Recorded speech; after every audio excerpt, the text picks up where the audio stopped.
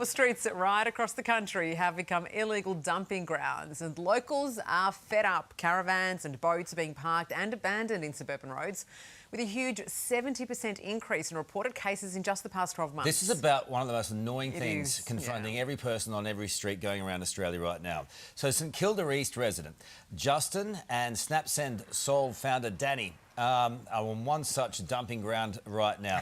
Look at that stuff behind them right now. Nothing riles me more. Justin, this is your local neighbourhood. Tell us what's happening behind you. Yep.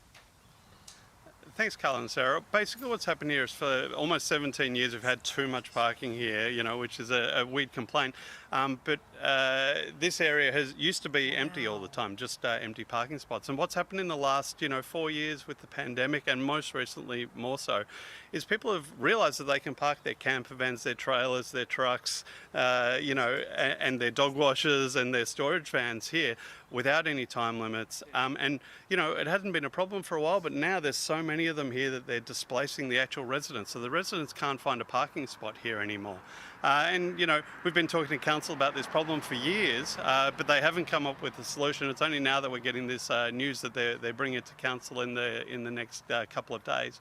But, basically we have so little public open space here, and this extra space that we have on this road, that we're wanting council to turn it into a park here so that we can have somewhere to walk our dogs and to have somewhere for the community to use.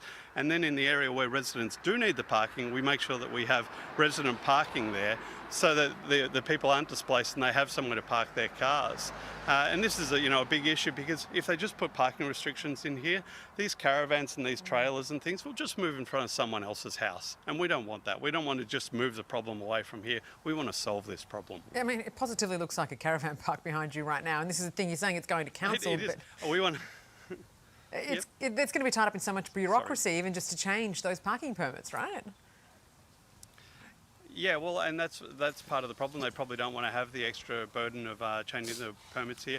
They have suggested, we'll just put time restrictions on it, and that's, as I say, that's just going to move the problem in front of someone else's house. So we need a better approach here. There's, the underlying problem is there's too much parking, and they don't put restrictions on trailers and other things, other vehicles, towed vehicles. So council can also put restrictions on those towed vehicles, so they can't just be left out on the street forever. Danny, on any given great beach along our coastline, and we've got a lot of coastline, given that we're the biggest island in the world, there's so many freeloading hipsters who just get on their shonky old 1950s vans and they pollute the beaches with their prolonged stays.